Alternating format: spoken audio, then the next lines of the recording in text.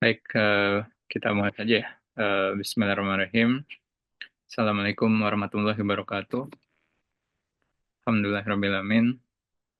Salatu wassalamu ala asrofil anbiya'i wal mursalin wa ala alihi washabihi ajma'in. Amma ba'd. Alhamdulillahirrahmanirrahim. Terima kasih Kang Naufal tadi sempat terdengar cuman putus-putus ya. Tadi sudah bisa belum sekarang?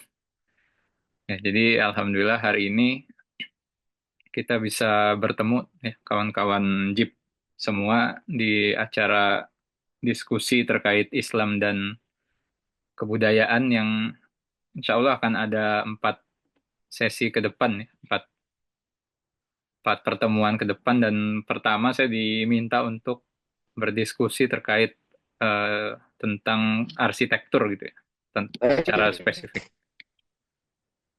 ya. Terus sudah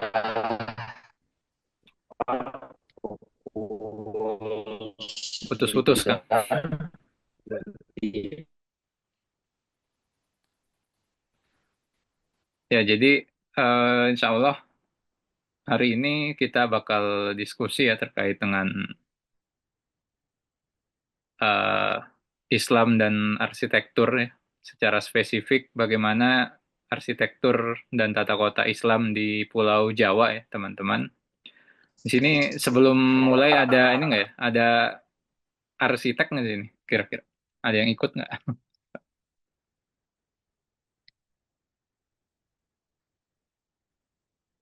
Ada yang kuliah arsitektur atau tertarik minat arsitektur nggak di sini? Ada nggak dari peserta di sini di 25 orang? Hmm.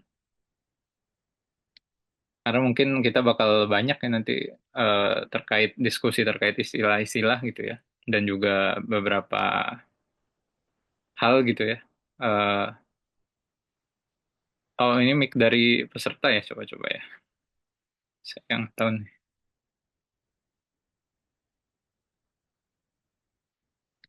Eh, Settingannya di mana ya? Oh,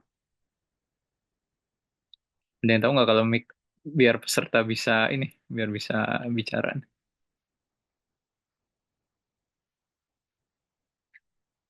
Belum bisa chat ya kayaknya. Sebentar,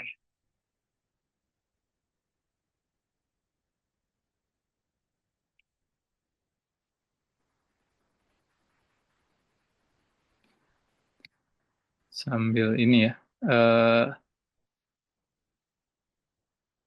ini, oh ini coba ya.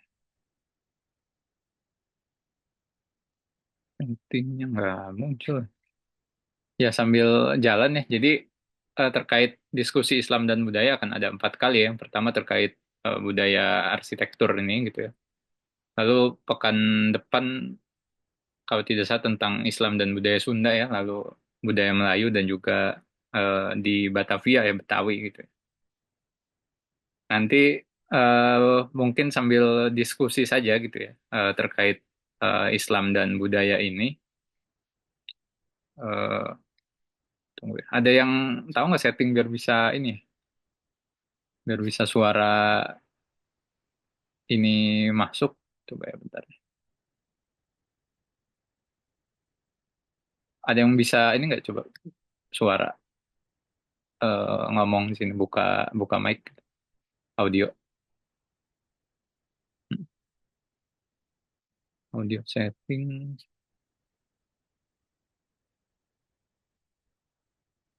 belum bisa ya. Share screen udah.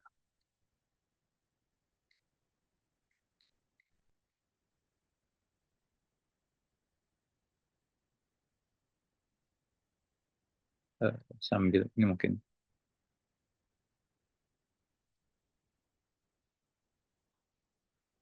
Ntar biar biar co-hostnya mungkin nanti yang ini ya, yang setting. Nah, coba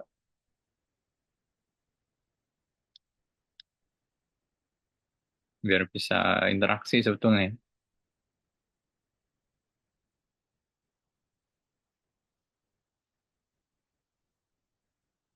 Pengaturan rapat di sini ada pengaturan rapat. Nah, coba Bang Bang Begi ya, coba nanti. Baik, kita langsung saja ya sambil jalan nih.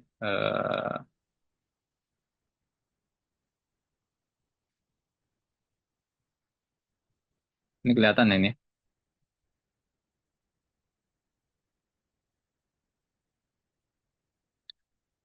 Ya, jadi tema yang diminta kepada saya itu arsitektur dan tata kota Islam di Jawa ya. Catatan dan pengantar diskusi ya. Jadi ini secara umum hari ini kita akan diskusi ya sebetulnya begitu ya. Dan juga ada beberapa catatan ya. Jadi bukan materi mungkin ya, karena saya pengen juga banyak belajar ya. Mungkin di sini tadi ya saya tanya ada yang arsitek atau ada yang pernah riset terkait khusus ini gitu ya.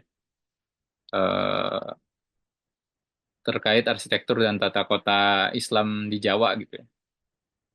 Nah, ini gambar apa ini kira-kira nih di sini nih? Ada yang pernah lihat gambar ini kan? Ini kepotong ya memang. Itu ada kandang kandang gajah gitu di sebelah sana gitu ya.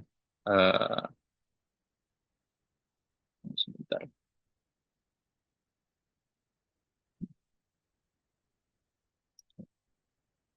Ini agak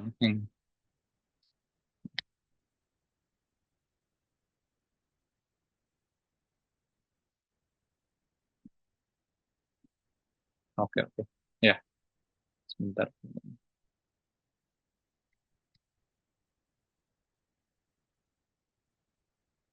Sebentar.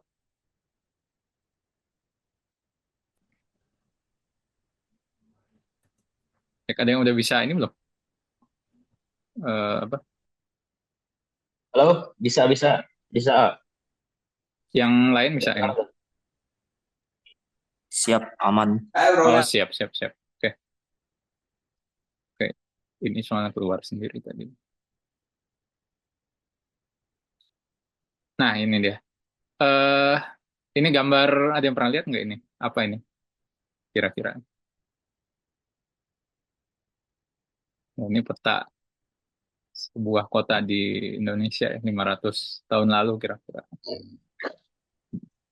Ini ada masjid nih, terus di sini ada orang kumpul gitu, ya. Ada kandang gajah gitu. Ya nanti kita sambil jalan. Nah, jadi eh ini catatan dari seorang peneliti ya di Australian National University terkait literatur Jawa gitu ya. Eh, disebutkan neither the ini ya apa Algendoche Dance in the Netherlands Archaeological Service ya. Jadi bagian arkeologi Hindia Belanda itu atau pemerintah Belanda ya, tidak juga para ilmuwan gitu ya, eh, secara umum atau sejarawan secara umum ya, ya, yang memiliki passion gitu atau memiliki ketertarikan kepada hal-hal apa Islamic gitu ya, that it had the art and the architecture of Old Java. Jadi nggak kayak ke arsitektur dan juga Jawa kuno gitu ya. Jadi memang eh, many thousands of classical Dutch scholarship have described ya, and analyzed the physical relics of the pre-Islamic, applying them not only the study of Old Javanese gitu architecture. Jadi cuman banyak ya ribuan kasus itu meneliti tentang arkeologi sebelum ini ya apa sebelum Islam gitu ya terkait tentang arsitekturnya gitu ya candi-candi dan segala macam gitu ya. Ya, termasuk cultural gitu literary ya sastra political economic ya. Eh, the archaeology of the Islamic period however has been largely overlooked ya secara umum terabaikan tuh kata Timothy Behren gitu ya. Jadi kata Timothy ini ya, eh, sekitar awal abad ke-20 itu Snok-Hugronch itu sudah apa ngasih ngasih ini ya apa pendapat bahwa studi saat itu gitu ya, di zaman Snok itu yang mengkaji the the fast of apa the Islamic architecture in areas gitu di Hindia Belanda ini gitu ya atau di Indonesia ini sangat sedikit dibanding sebelum Islam gitu ya. Nah, ini jadi catatan gitu ya. Kenapa tema ini diangkat gitu di JIP gitu ya, sebagai budaya gitu. Jadi mungkin JIP pernah ngadain kelas ya terkait Islam dan budaya gitu ya, terkait nativisasi gitu ya. Bagaimana upaya mengangkat budaya sebelum Islam ya. Jadi misalkan ya, negara kertagama misalkan yang ditulis misalkan Bu Prapanca itu kan baru diterjemahkan proyeknya itu di abad ke-19 gitu kan. Ataupun candi pun baru era Raffles gitu kembali digali gitu. Sebelumnya tidak ini gitu. Jadi memang orientalis ini banyak mengkaji gitu ya terkait sebelum zaman Islam gitu ya. Nah, ini catatan dari seorang peneliti ya. Ini ada papernya bisa dicari nanti.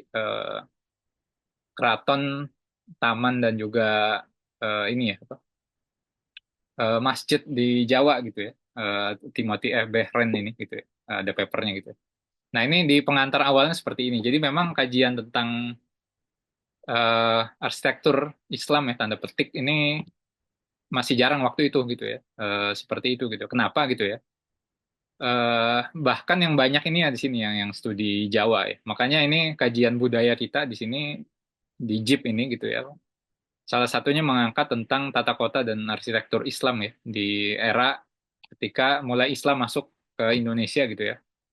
Dan ini seperti di awal ini cuman catatan saya aja ya. Dan pengantar diskusi ya karena saya pengen banyak diskusi mungkin nanti gitu ya. Karena secara spesifik walaupun saya kuliah di jurusan arsitektur gitu ya, dan jurusan sejarah sekaligus ya, jadi mungkin kalau teman-teman di sini yang ada pernah meneliti lebih dalam nanti kita bisa diskusi gitu ya.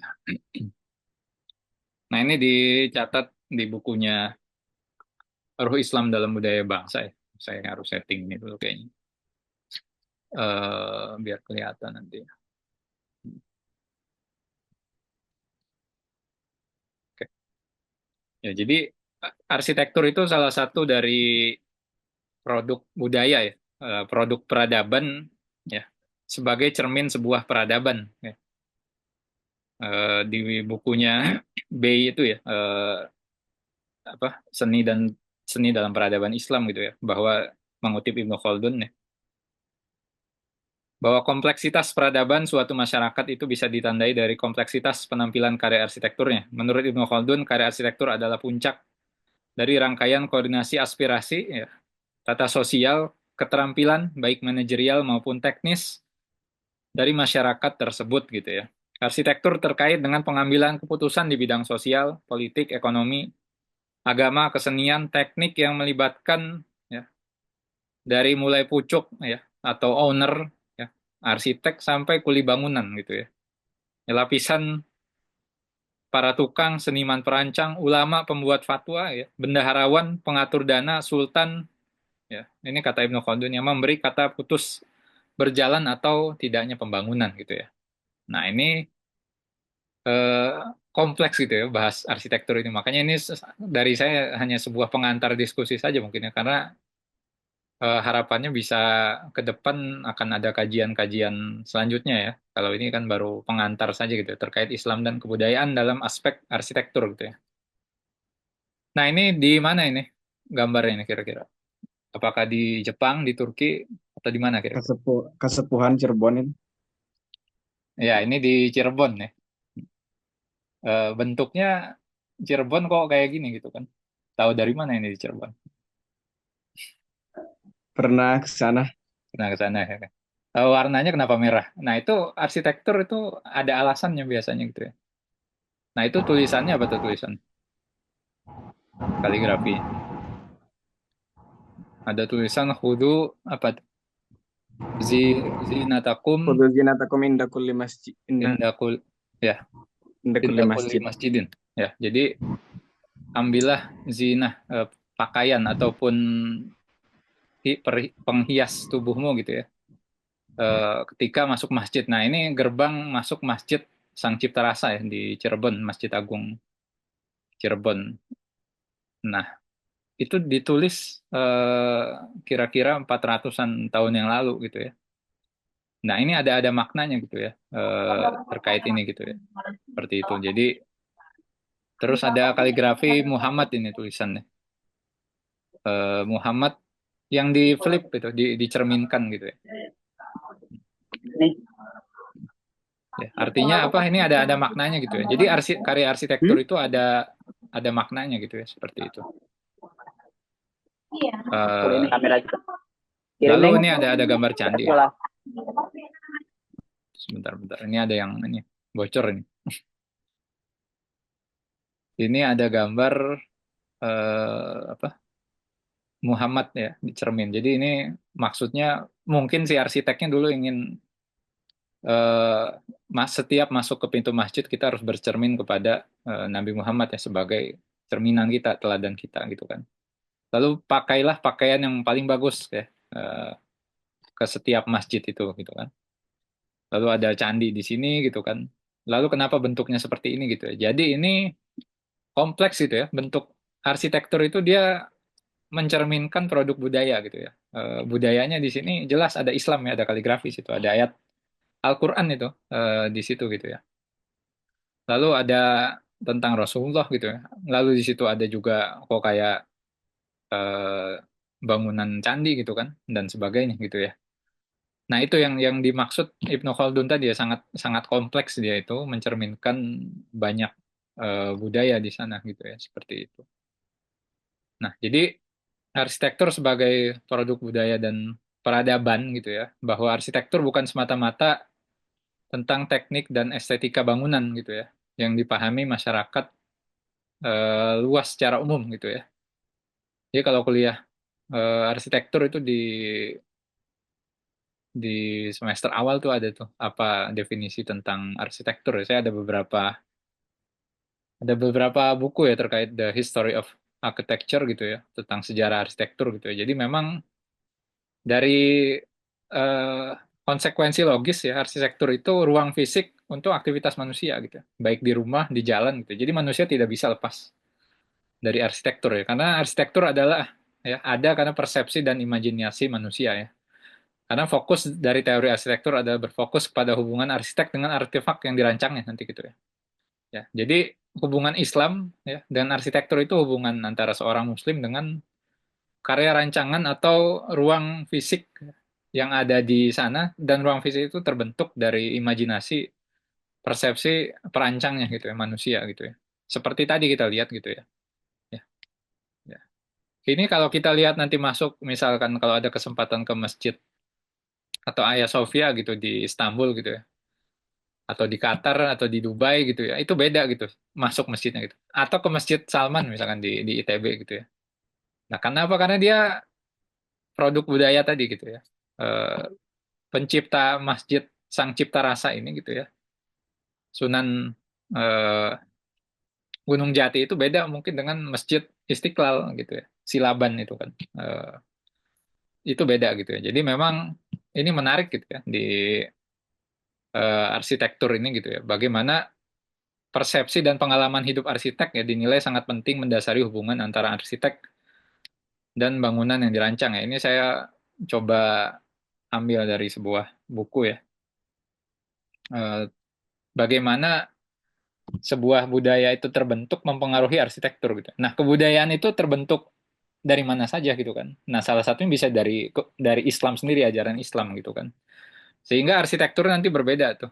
Eh, Ya, kebudayaan di situ kan terkait dengan produk budaya, ya. Pengetahuan, keyakinan, teknologi, sistem kepercayaan dan lain-lain di situ gitu ya. Jadi ketika Islam masuk mempengaruhi budaya di sebuah wilayah lah, misalkan di Syam gitu ya, itu berbeda coraknya nanti dengan produk budayanya dengan di Indonesia gitu ya. Termasuk nanti kita lihat bagaimana di masjid awal gitu, di era Masjid Nabawi gitu ya, seperti itu. Ya. Oke, jadi secara umum diskursus tentang judulnya kan Tata Kota Islam dan Arsitektur ya. Atau arsitektur Islam itu apa? Nah, itu ada diskursus di sana. Nah, ini ada beberapa buku yang saya tunjukkan ya. Yang saya baca ya, buku ini ada ya. Alhamdulillah saya ada ininya gitu ya. Ada beberapa buku ini gitu ya. Pertama Prof. Nangkula Utaberta ini gitu ya, terkait arsitektur Islam, pemikiran, diskusi, dan pencarian bentuk ya. Jadi ada beberapa ini ya, apa, terkait definisi dulu ya, atau ta'rif ini gitu ya. Eh, Arsitektur Islam itu ya, ada banyak pendapat memang ya, apa yang dimaksud dengan arsitektur Islam gitu ya, seperti itu.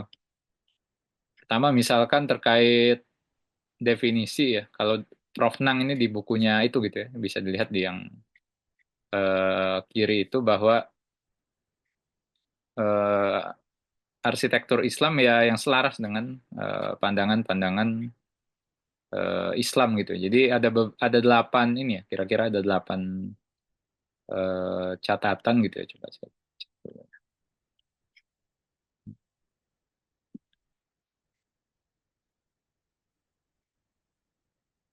Nah, ini dia. Pertama, arsitektur Islam itu meliputi misalkan peringatan kepada Tuhan ya, peringatan pada ibadah dan perjuangan, prinsip peringatan, pengingatan akan kerendahan hati gitu ya, eh, keterbukaan gitu. Jadi dia ada prinsip ya, yang dimaksud dengan arsitektur Islam adalah nilai-nilai Islam dalam arsitektur gitu ya. Lalu ada eh, Dr. Bambang Setiabudi ya, hubungan arsitektur dengan Islam gitu ya. Jadi ada pembagian 3 istilah gitu ya, bahwa ada yang disebut arsitektur Islam, arsitektur Islami, dan arsitektur komunitas Muslim gitu ya. Ini saya dapatkan waktu kuliah, mata kuliah arsitektur Islam yang diampu beliau di ITB gitu ya. Arsitektur Islam itu arsitektur apa? Arsitektur umat Islam berarti gitu kan. Arsitektur Islami itu sifat ya, Islami itu sifat, artinya sifatnya Islami gitu ya. Ada ininya apa sifatnya. Lalu komunitas Muslim itu ya berarti yang dilakukan komunitas Muslim gitu ya. Seperti itu gitu. Jadi arsitektur Islam, arsitektur of Islam itu contohnya masjid misalnya gitu kan. Tapi kalau arsitektur Islami gini, Taj Mahal itu Islami apa enggak gitu loh. Jadi ada diskursus itu gitu kan. Dia dia sebagai makam tapi di atas bangunannya itu apa di atas makam dibangun bangunan seperti itu gitu kan. Nah, itu Islami apa enggak gitu ya. Atau komunitas Muslim gitu ya. Atau arsitektur Islami itu misalkan dibangun bukan oleh orang Islam gitu. Nah, itu bagaimana gitu. Nah, itu ada diskursus ternyata di dunia Islam arsitektur gitu ya. Ya, ditulis oleh Mas Andika Saputra, itu ada 9 aliran ya, almarhum Mas Andika Saputra ya. Ada salah satu buku yang di sini arsitektur masjid ini. Gitu. Lalu ada Architecture of the Islamic World gitu ya. Ada bukunya ini bisa dibaca teman-teman, cukup cukup bagus nih ya. In History and Social Meaning. Lalu ada Islam Art and Architecture. Ini buku tebal juga gitu ya. Ini bukunya gitu ya. Nah, ini menarik ya karena di buku ini kalau berbicara arsitektur Islam itu sebagai produk budaya ya ada di Islam di Istanbul, Maroko gitu ya. Jadi dalam konteks daulah Islam gitu konteksnya berbicara tentang tata kota Islam itu gitu. Spain and Morocco, lalu the Maghrib ya, from Morocco to Tunis ya. Lalu Islamic Mongols ya, Islam in Modern Age, Ottoman Empire gitu. Jadi dibagi apa? Periodisasinya itu berdasarkan daulah-daulah Islam gitu. Tapi nggak ada ternyata di Indonesia kan di sini kan. Di buku ini kurang gitu ya. Nggak ada di Indonesia ya, Islam Art and Architecture walaupun lebih dari 700 halaman gitu ya. Seperti itu gitu ya. Jadi ada juga arsitektur Islam dan arsitektur Muslim, ada istilah itu gitu ya. Lalu ada Pak Aman Nu'man ini yang tesis saya tentang beliau gitu ya, tentang sejarah arsitektur Islam di Indonesia, bahwa arsitektur Islam perwujudan dari seorang Muslim merancang arsitektur yang sejalan dengan ayat-ayat Allah ya. Jadi ayat-ayat Allah itu ada 2 ya menurut beliau itu ya. Dan ini di ayat Al-Quran ya. Sanurihim ayati fi apa afak wa anfus gitu ya. Jadi ayat-ayat kauniyah itu gitu ya di luar sana gitu ya. Lingkungan, iklim gitu ya. Lalu eh, material gitu dan ayat-ayat di kitab fil kitab gitu ya. Ayat Al-Quran. Nah, itu harus selaras gitu. Itu definisi menurut Pak Ahmad Nukman gitu ya. Lalu ada Said Hussein Nasr nanti kita ini ya. Lalu ada di sini misalkan menarik nih di sini nih. Ini nggak bisa di ini ya. Bisa di ini nggak sih? Coba. Kalau ini saya kelihatan sih ini. Pas tanda tunjuknya ini. Spotlight ya ini. Enggak nih. Kelihatan, Mbak. Kelihatan. Ya ini ada ini kitab Al-Ummah Al-Muslimah ini saya dapat dari Ustadz Asep Sobari ya. Ini menarik gitu. Bagaimana pola seperti judul Al-Ummah Al-Muslimah ya. Bagaimana umat Muslim itu memaknai tentang umat Muslim ya. Dasarnya dari surat surat Al-Anfal ya, bahwa ummah terbentuk dari ini. Nah ini bukunya. Ini Al-Ummah Al-Muslimah ini gitu ya. Umat terbentuk dari 6 unsur ya, dari surat Al-Anfal 70 itu gitu ya. Pertama ada iman, terus ada afrodul mukmin ya, orang-orang mukmin, lalu ada hijrah, jihad, risalah, ada iwa. Nah ini menarik gitu, ada nusroh. Nah iwa ini unsur keempat. Nah iwa ini juga memberikan pandangan ya. Al iwa huwa al unsur robi min anasir allati takawanu minha al ummah. Jadi pembentuk ummah ini ada namanya, istilahnya iwa, mungkin agak asing ya. Tapi kalau di surat Ad-Duha itu ada tuh di surat Ad-Duha di beberapa Quran gitu. Jadi ini juga salah satu ini ya, masukan mungkin ya, atau tambahan gitu ya, dari saya gitu ya. Amma makna iwa fil Qur'ani wal hadits fahia ya. Jadi al iwa bimakna al makan, jadi tempat ya. Ya itu bisa masuk juga gitu ya. Iqamatud daimah gitu ya. Mislu qauluhu ta'ala falahum jannat gitu ya. Al ma'wa, jannatun ma'wa ya. Jadi jannah tempat kembali gitu ya. Nah, ini juga dalam kajiannya Dr. Majid itu Irsan Al-Kilani ya. Ini nggak bisa di mute.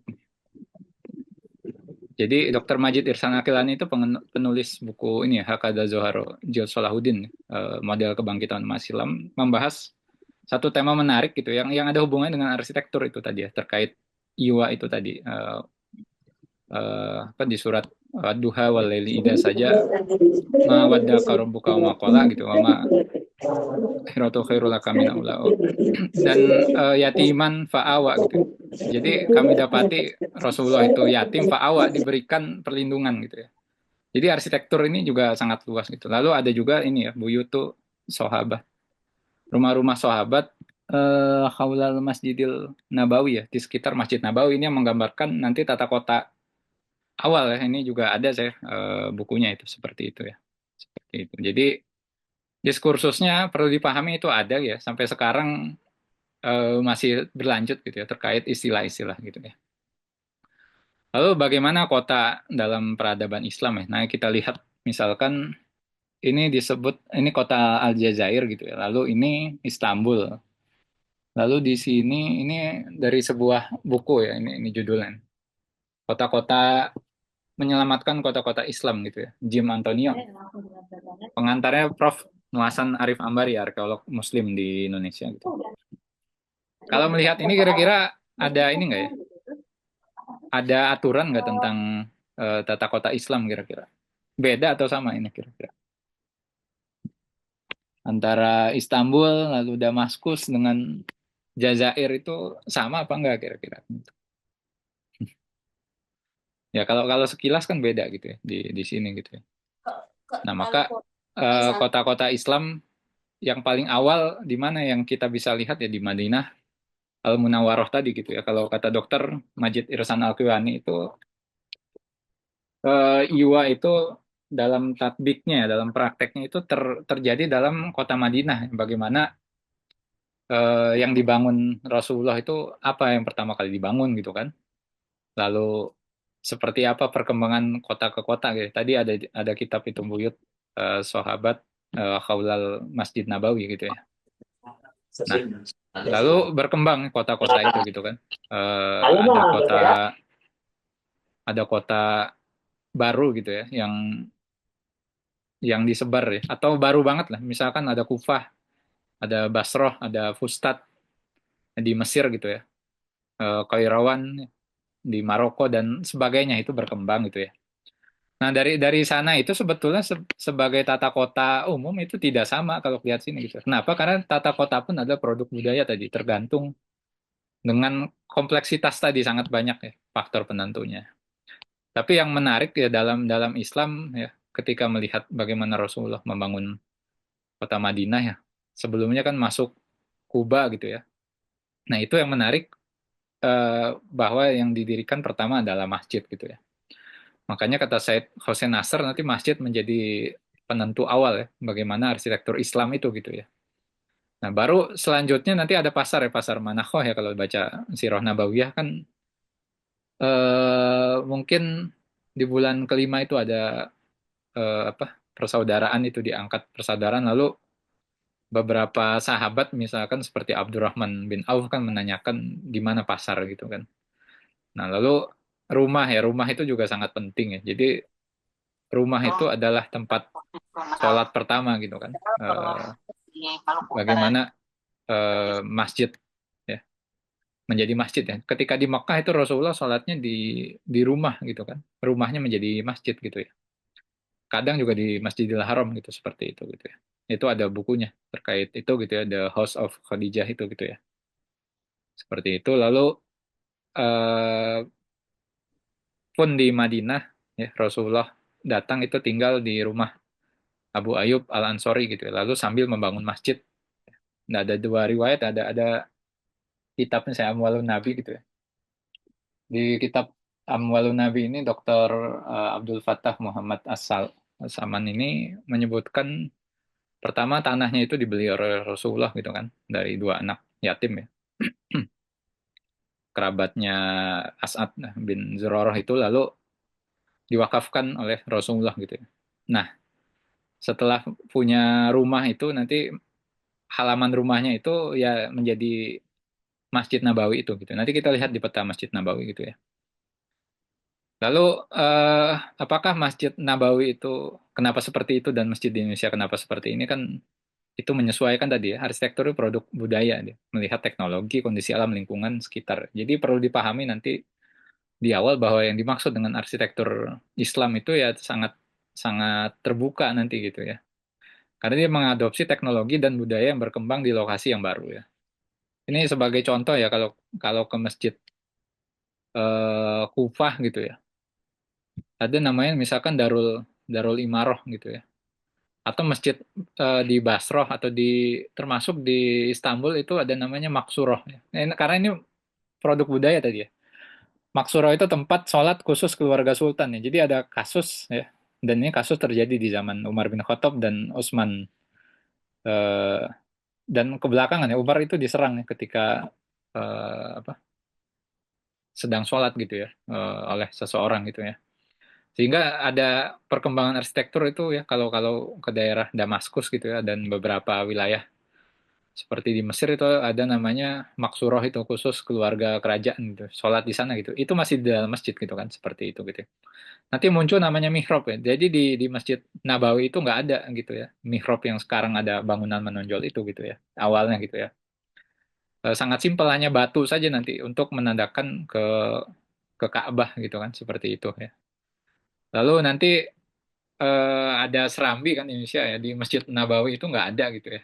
Eh, jadi masjid itu sangat sangat fleksibel sekali gitu. Kalau kata Pak Ahmad Nukman itu eh, bisa dibilang pakemnya nggak terlalu banyak gitu ya atau hal-hal yang usul gitu ya. Jadi yang perlu dipahami di sini bahwa arsitektur ini mengadopsi teknologi dan budaya yang berkembang di lokasi Sabari ya. Lokasi yang baru sebagai contoh Masjid Al-Aqsa ya atau Kubah As-Sokhroh sekarang ya kalau kita balik ke zaman Al-Walid bin apa Abdul Malik itu atau Marwan ya zaman Marwan gitu ketika apa ada Kubah itu gitu ya didirikan ya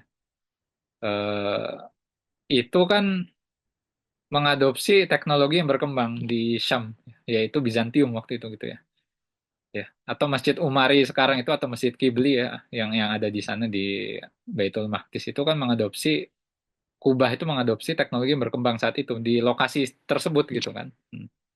Dan itulah arsitektur gitu ya sangat sangat cair dia itu gitu Seperti itu gitu ya. Dan itu kalau pada zaman itu mungkin disangka gereja gitu ya. Termasuk kalau ke Masjidil Aqsa sekarang ada Masjid Kibli itu atau yang sering disebut Masjidil Aqsa itu atau disebut Masjid Umar itu karena Umar di sana gitu ya. Pertama kali setelah ketemu apa Pendeta Soporinus itu di sana itu kelihatan arkad itu ya apa eh, namanya itu vault gitu ya. Itu di perkembangan gereja itu gitu ya. Jadi bisa disangka gereja itu masjid pada zamannya gitu ya, seperti itu gitu. Nah,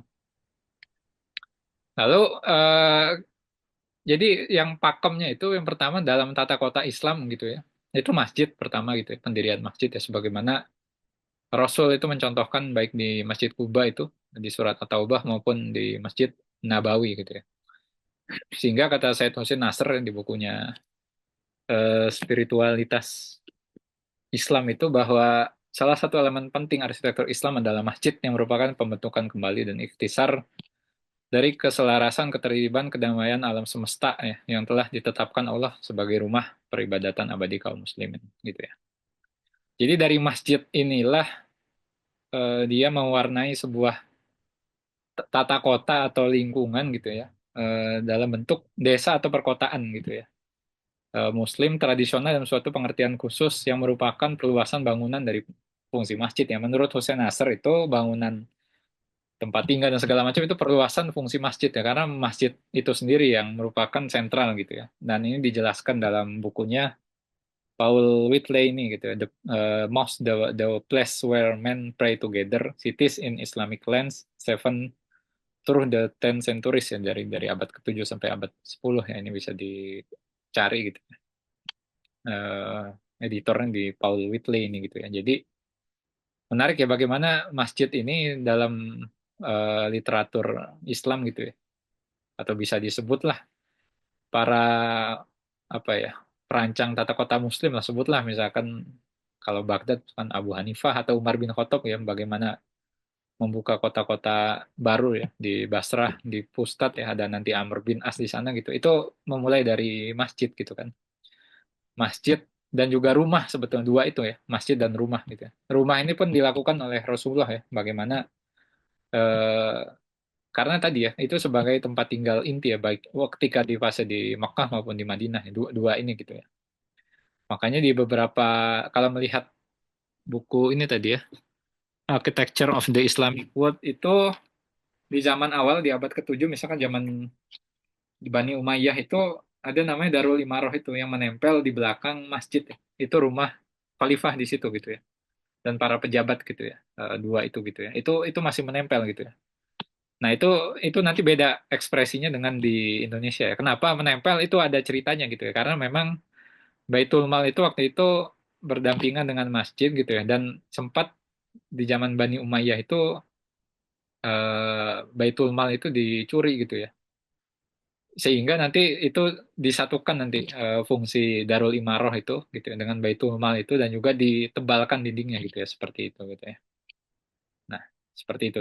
Lalu ada Al-Faruqi gitu ya di seni Islam ini gitu ya bahwa arsitektur Islam merupakan ekspresi keindahan kaum muslimin sesuai dengan keunikan serta perbedaan pandangan terhadap realitas, ruang, waktu, sejarah dan keumatan. Jadi arsitektur Islam itu tidak baku gitu ya. Ya. Sesuai dengan realitas, ruang dan waktu gitu ya. Jadi waktu 1.000 tahun lalu dengan produk budaya sekarang itu akan beda gitu ya dalam produk arsitekturnya gitu ya. Ini yang terlihat ya dari teknologinya gitu seperti itu gitu ya. Eh, Sejarah dan keumatan tadi gitu ya. Ini sebagai contoh ya. Eh, ini Masjid Nabawi gitu ya. Eh, nah ini Masjid Nabawi zaman Rasul ini ya seperti ini gitu ya. Eh, nah apa saja istilah. Nah ini namanya sufah gitu ya. Itu di surat At-Taubah ya 120-an akhir itu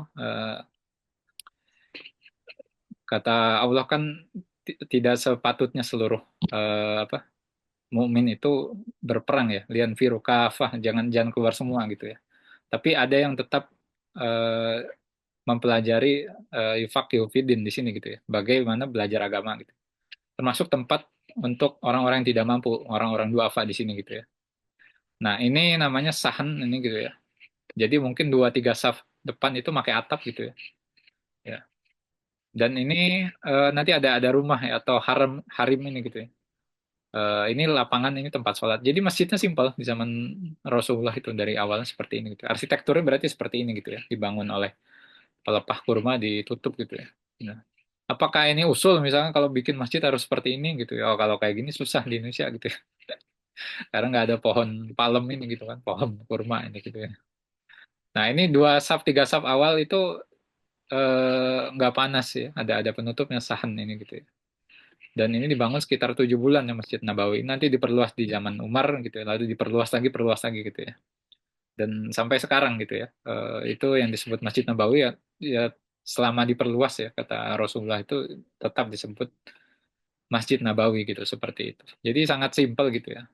Tadinya kan ke arah sini kiblatnya gitu ya, tapi ketika surat apa turun perpindahan kiblatnya di tahun kedua Hijriah jadi dibalik tuh apa. Nah itu nggak ada yang disebut mihrab itu nggak ada, menara itu nggak ada, kubah nggak ada, atap juga nggak ada gitu ya. Eh, Jendela nggak ada. Coba bayangin kalau ada jendela di sana, bagaimana kondisi apa angin gurun dan sebagainya gitu ya. Jadi seperti ini gitu ya. Ini produk budaya ini adalah arsitektur pada zaman Nabi gitu ya. Nah ini berkembang ya kita lihat gambarnya misalkan di Madinah itu cuman punya tadi ya, ada Zullah itu gitu ya. Ada Sahan sama ada Sufah, 3 itu ya di zaman Nabi itu gitu. Dan itu pun tidak baku gitu kan. Eh, Kalau kata Pak Ahmad Nukman itu apa masjid itu mencerminkan kreativitas arsiteknya gitu ya. Jadi memang kenapa bentuk denah masjid nggak bulat? Nah nanti saf masuk ke urusan fungsional tuh, safnya susah kalau segitiga gitu kan, nggak sama gitu. Kenapa kotak gitu ya? Karena biar safnya rapih gitu kan. Seperti itu gitu ya. Nah ini sebagai produk budaya maka dia melahirkan ini masjid di Istanbul ya. Nah ini Blue Mosque namanya masjid biru gitu ya, Sultan Ahmad Mosque. Nah, ini juga kan masjid sebagai produk budaya. Kenapa dibangun lebih besar misalkan dari Hagia Sophia di depannya gitu. Kenapa dibangun sebesar itu di dekat Golden Horn itu gitu ya. Ternyata Sultan Ahmad itu tahun 1600-an itu kalau kita baca apa misalkan bukunya apa Prof. Mehmet Maksudolu itu ada History of Ottoman itu terus ada apa Suraya Faruqi gitu ya bahwa Sultan Ahmad ini itu salah satu sultan mungkin yang tidak terlalu berprestasi gitu dalam dalam memimpin Daulah Utsmaniyah sehingga dia untuk menunjukkan kebesarannya membangun masjid gitu kan. Jadi masjid itu sebagai simbol apa sultan gitu itu bisa jadi gitu kan. Nah, ada juga masjid di bawah itu di Demak gitu kan. Nah, seperti itu gitu. Dan itu berbeda kan ekspresi arsitekturnya gitu ya. Juga masjid di Cina ini salah satu masjid tertua gitu ya. Nah, makanya di buku Sejarah Seni Rupa dan Arsitektur Islam Oloan Sitomorang ini bahwa desain arsitektur masjid mengalami perubahan corak ya, sesuai Ya dengan Jepang itu perkembangan aku tukar isu ya. eh, salah satu kondisi setempat ya, misalkan atap misalkan gitu ya. Ada yang kerucut, ada yang kayak pagoda, ada yang kubah gitu. Nah, kenapa kubah misalkan di Turki Utsmani gitu ya? Berkembang karena teknologinya memungkinkan pada saat itu gitu kan. Kenapa kubah itu di Indonesia jarang ada di abad ke-15, 16, 17? Bagaimana kubah masuk ke Indonesia gitu kan? Nah, itu jadi pembahasan tersendiri. Sebetulnya menarik sekali gitu ya membahas arsitektur Islam ini gitu ya. Karena sangat luas sekali pembahasannya gitu ya. Dan mudah-mudahan hari ini kita bisa berdiskusi ya terkait itu gitu ya. Lalu masjid di Jepang sama di Korea beda ya. Jangankan gitu ya. Di Indonesia aja beda bisa satu kecamatan itu gitu ya. Ya, karena tadi ada produk politik ya masjid itu gitu. Ya. Misalkan di Masjid Jami Cordova itu di Cordoba itu kan tadinya misalkan tempat ibadah agama lain gitu ya. Ataupun sebutlah di ini ya, di Istanbul gitu ya. Dia ketika pembebasan Istanbul itu lewat perang maka ketika kalah itu seluruh tanahnya itu milik Sultan seperti itu gitu. Jadi Masjid Hagia Sophia itu dijadikan masjid gitu kan oleh Sultan Muhammad Al-Fatih gitu ya. Tadinya gereja bisa nggak jadi masjid kan kan sangat ini ya apa produk budaya sangat cair sekali tadi gitu kan. Umar bin Khattab itu tadinya kan diminta menjadikan gereja itu sebagai masjid tuh oleh apa kaum muslimin. Cuman Umar nggak mau, dia sholat di seberangnya itu gitu kan. Kenapa kata Umar ya takut nanti dianggap harus seperti itu gitu kan, bahwa ketika apa penaklukan, bukan penaklukan, pembebasan atau futuhat itu ya misalkan harus di bangunan agama lain gitu dijadikan masjid gitu. Nah Umar nggak mau seperti itu gitu, seperti itu. Nah masjid-masjid ini berbeda-beda. Nah, bagaimana dengan di Nusantara, kita mulai masuk di Indonesia ya. Jadi masjidnya itu ditemukan dari Aceh sampai Ambon ya. Karakteristiknya utama adalah atap ya. Jadi kalau di Indonesia itu atapnya kelihatan gitu ya. Masing-masing ditumpangkan di atas yang lain ya. Ya disebut bumbung ataupun tumpeng ya, seperti itu gitu ya. Ini kita lihat ya. Jadi arsitektur itu beragam dari tergantung dengan konteks budaya, politik, ekonomi gitu. Contohnya apa? Contohnya misalkan Qubatus Sokroh yang di Baitul Maqdis itu kan arsiteknya didatangkan dari macam-macam gitu ya. Ada yang dari Afrika, ada yang dari Mesir, ada yang sekitar Syam gitu ya. Dan proyek itu didanai oleh khalifah langsung sehingga sangat cepat gitu ya. Nah, itu pun terjadi dalam konteks politik ya, disebutkan tadi di bukunya Place apa tadi ya terkait ini nih, Places Where Men Pray Together itu Prof. Doan itu kan menyampaikan salah satunya misalkan ya terkait kasus Abdullah atau peristiwa politik eh, di Madinah ya, Abdullah bin Zubair gitu. Waktu itu gubernurnya Hajjaj itu kan, dan khalifahnya waktu itu ini apa? Kalau tidak salah, kalau tidak Marwan ya Abdul Malik bin Marwan ya. Nah itu terkait itu gitu kan, bagaimana membangun bangunan sebagai poros gitu kan di Baitul Maqdis gitu kan. Eh, dalam tanda petik ini ada dua ini gitu ya, dua poros, yang satu di Madinah, satu di Baitul Maqdis. Jadi termasuk Demak ini, Masjid Agung Demak misalkan di sini kan terkait dengan politik gitu kan. Pendirian negara baru ya itu kerajaan Demak gitu, seperti itu gitu. Jadi itu terkait ya antara politik, arsitektur dan juga teknologi yang berkembang gitu ya. Kenapa nggak bikin Kubah waktu itu ya? Karena belum bisa mungkin tukang-tukangnya gitu kan, yang ada di Jawa waktu itu gitu ya. Sehingga di Indonesia seperti apa atapnya di sini kelihatan secara umum gitu ya. Ini yang ditulis paper di Minaret apa Java itu gitu ya.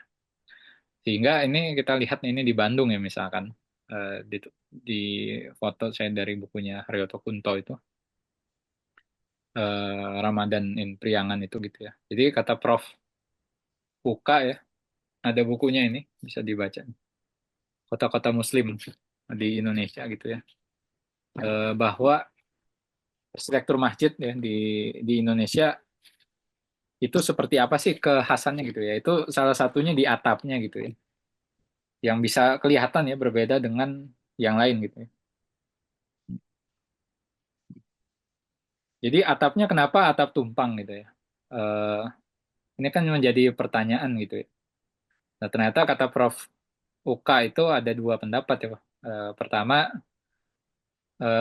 terinspirasi dari India katanya gitu kan. Ini orientalis, craft gitu ya. Eh, lalu yang selanjutnya dari Indonesia sendiri gitu kan, terkait atapnya gitu ya. Kenapa? Karena teknologi yang berkembang sebelumnya ya saat itu ya seperti ini gitu ya. Makanya bangunan yang sudah ada sebelumnya gitu ya, eh, ya seperti ini gitu ya. Maka atap tumpang itu terjadi ya.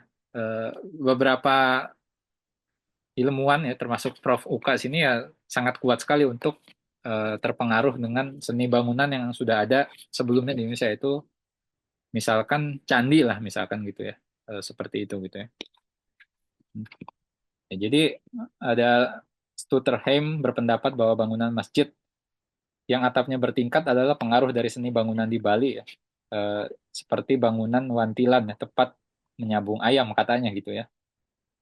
Tapi sebenarnya kalau kita perhatikan pada beberapa relief candi dari abad ke-14 dari zaman Majapahit, ternyata kita sudah mengenal bangunan atap bertingkat ya dengan sebutan Meru itu ya, yang dipersepsikan tempat tinggal dewa ya.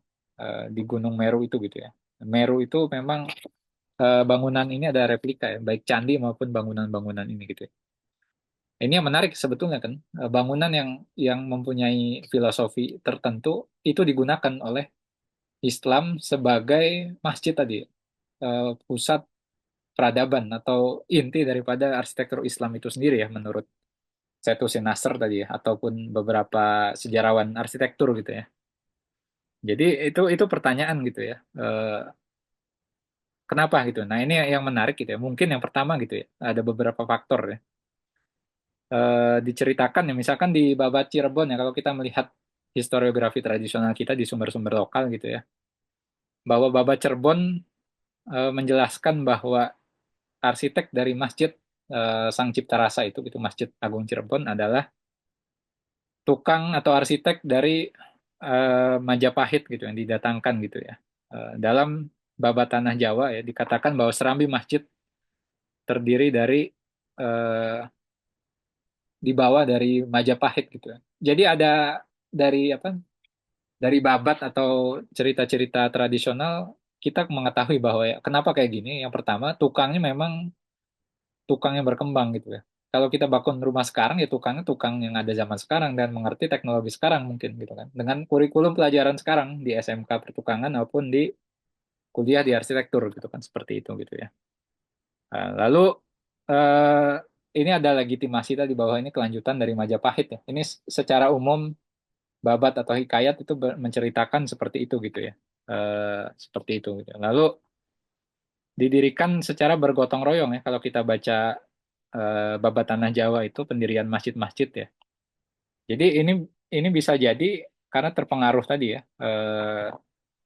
Hadis misalkan barang siapa yang membangun masjid karena Allah gitu ya mengharapkan ridho. Jadi masjid pun itu ada dorongan seperti itu gitu ya. Dan inisiatif mendirikan masjid itu mula-mula timbul bisa jadi dari beberapa hikayat ataupun sajarah itu seperti misalkan di Cirebon ya, itu mengindikasikan sebelum dibangun Masjid Agung Sang Cipta Rasa gitu dalam level negara gitu ya, atau Kesultanan Cirebon itu sudah ada tajuk atau beberapa masjid gitu ya. Nah, lalu tapi yang spesifik kan diceritakan di Babat itu kan pendirian Masjid Agung Demak dan Agung Cirebon gitu ya, bahwa dipimpin oleh Wali Songo gitu dan bergotong royong gitu ya. Maka tiang utamanya disebut Soko Guru itu gitu kan. Atau tiang utama ya atau empat itu gitu ya. Nah, ini menandakan tadi ya bahwa akidah itu harus kuat. Nah, itu cerita-cerita itu dilakukan dalam rangka tadi apa eh, dakwah itu sendiri gitu ya. Bagaimana masjid menjadi salah satu produk budaya yang berpengaruh ya kepada masyarakat saat itu ya. Bisa jadi budaya gotong royong juga sudah ada saat itu dan itu diperlihatkan dalam Babat Cirebon itu ya atau misalkan di Carita Purwaka Carubanagari gitu ya. Lalu latar belakangnya ya simpel tadi gitu ya. Masjid itu mengingatkan mungkin tadi ya kepercayaan Hindu-Buddha ada yang pura gitu ya dan lain sebagainya gitu ya. Dan ini mengapa dibangun seperti ini gitu ya. Ya, ya, beberapa sejarawan arsitektur menyatakan bahwa karena memang untuk menarik perhatian gitu kan. Ya, jadi bangunan yang sudah ada ya dan bangunan ibadah sebagian yang sudah ada itu tetap dipertahankan gitu ya, seperti itu gitu. Cuma nanti konsepsinya berbeda ya, nanti kita akan bahas gitu ya, seperti itu. Nah, ini yang kita sebut nanti mungkin Islamisasi arsitektur itu gitu ya. Ini sebagai contoh ya, ini Masjid Menara Kudus gitu kan. Ini menaranya gitu ya. Kenapa menaranya seperti ini gitu ya. Dan kenapa Menara Banten seperti ini? Ini kan beda gitu ya. Ini Masjid Banten gitu kan. Ini Masjid di Kudus gitu kan. Ini saya pernah nih ke Lombok ini gitu ya. Masjid Bayan ini, lalu ini di Jambi seperti ini gitu kan. Atau di Aceh seperti ini, dan di Solo dan di Jogja seperti ini gitu kan. Nah, jadi ekspresi atapnya pun berbeda-beda ya tadi ya. Ada yang pakai sirap, ada yang pakai jerami mungkin gitu ya, ada yang pakai tanah liat gitu kan. Tergantung juga gitu ya. Jadi ini menarik gitu ya tadi ya. Atap tumpang ada yang dua, ada yang tiga, ada yang tujuh kan kata Prof. Luka itu gitu ya. Eh, Lalu misalkan ini masjid Jogja lah misalkan didirikan oleh Sultan ya, Hamengkubuwono pertama gitu ya.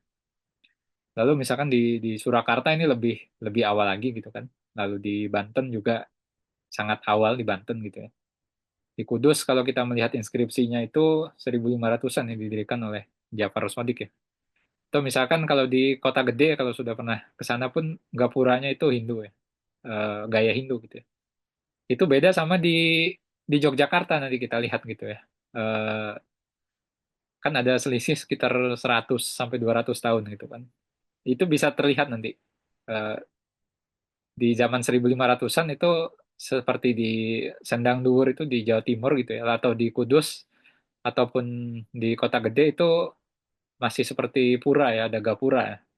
Tapi yang lebih modern gitu ya, misalkan di Yogyakarta itu ada, cuman sudah tidak dominan gitu. Nah, itu kan kelihatan secara bertahap bagaimana berarti di awal-awal masjid ini diharapkan gitu mengadopsi kebudayaan lama gitu, sehingga tidak asing gitu ya dengan bangunan masjid itu mereka masih merasa nyaman untuk masuk ke masjid gitu, seperti itu gitu ya. Dan masjid ini pun menarik gitu ya, secara arsitektur kenapa terjadi? Karena ada tujuan ternyata di baliknya tadi gitu ya.